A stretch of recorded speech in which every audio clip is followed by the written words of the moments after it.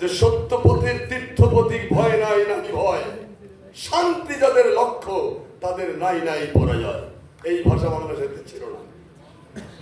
রবীন্দ্রনাথ, এবার একটু রবীন্দ্রনাথের আঁত আসতে, রবীন্দ্রনাথ বললেন যে ব্যাকুল হয়ে উঠলেন নজরুলের সাথে কথা বলার জন্য, যে কি ছোকরা মানে হাবিলদার কাজে, নজরুল হাবিলদার বলা খুব গৌরব বোধ করতেন।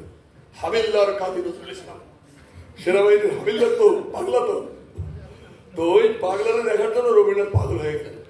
যাই হোক, পরে তিনি লিখলেন যে অগ্নি বিনা বাজাও তুমি কেমন করে। কে বলতেছেন? মহামহিম রবীন্দ্রনাথ। আমাদের বাংলাদেশের যে সমস্ত রবীন্দ্রনাথ স্কল্পচার যেগুলো আছে চামচা টামচা, এদের আদি পুরুষ দেবতা ঈশ্বর।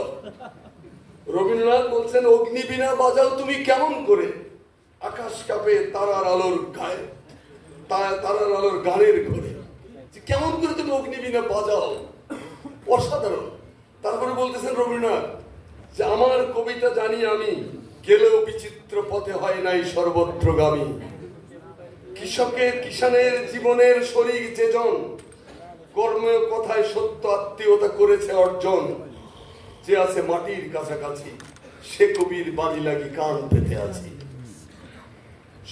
সাহিত্যের আনন্দের ভোজে নিজে যা পারি না দিতে, নিত্য আমি থাকি তারই খোঁজে। পুরাটাই নজরুলকে দিয়ে লেখা। রবীন্দ্রনাথ চিনতে পেরেছেন।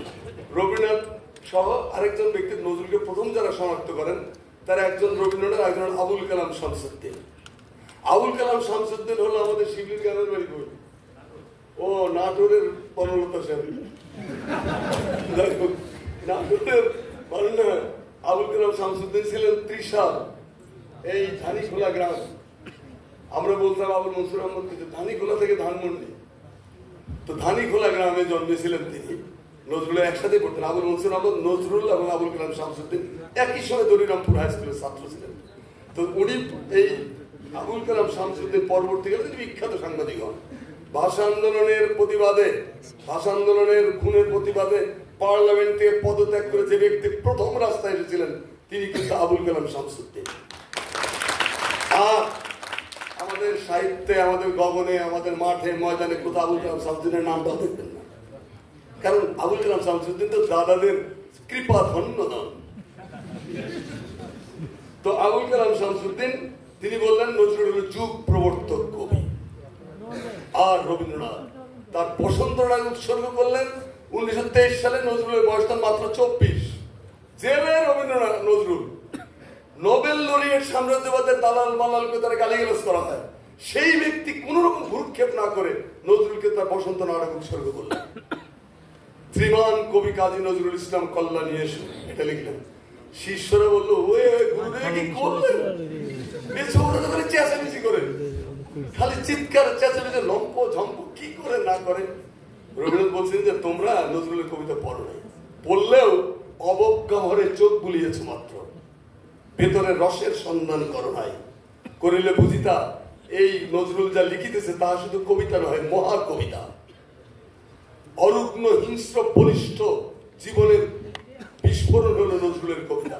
এগুলো সবই রবীন্দ্রনাথের কথা। তো নজরুল হয়ে উঠলেন, তিনি ধূমকেতু বের করলেন 22 সালে। ওটা তো আমাদের শিবলি বলেছে, আমি এইদিকে যাচ্ছি না।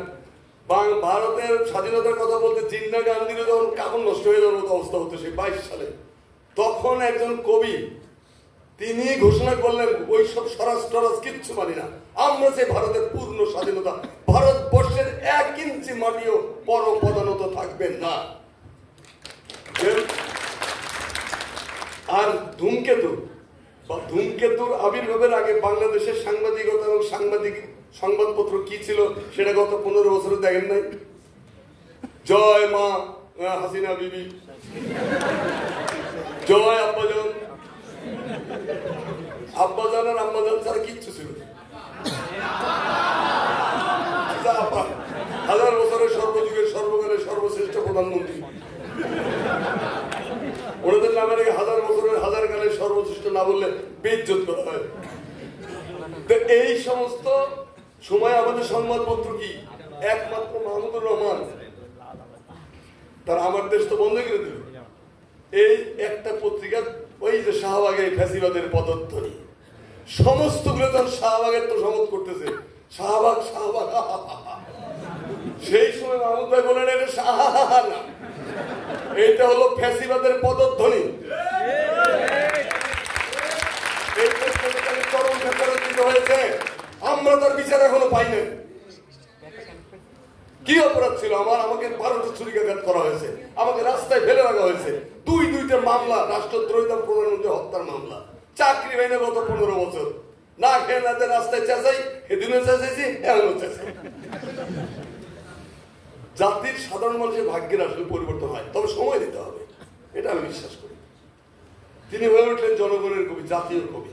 এটা বলেছে যে নেতাজি সুভাষচন্দ্র বোস, তিনি তো আমাদের দেশের রাজনীতিবিদদের মতো না 25 টাকা দিলে কেনা যায়। চরিত্রহীন, নীতি নৈতিকতা বর্জিত মানুষ যেগুলো আছে রাজনীতির মাঠে, কিছু তো আছে, এগুলোর মতো ছিলেন না। তিনি ছিলেন ভারতের সত্যিকার অর্থে, যদি ফাদার বলতে গান্ধী তো সুবিধাবাদী মানুষ, সুভাষ বোস ছিলেন নজরুলের লাইন। সুভাষ বোস, নজরুল এবং মৌলানা ভাসানী, এরা হলো আসলে একই তরিকা। তো সেই সুভাষ বোস তাকে জাতীয় কবি বলে সম্বোধন করেছে।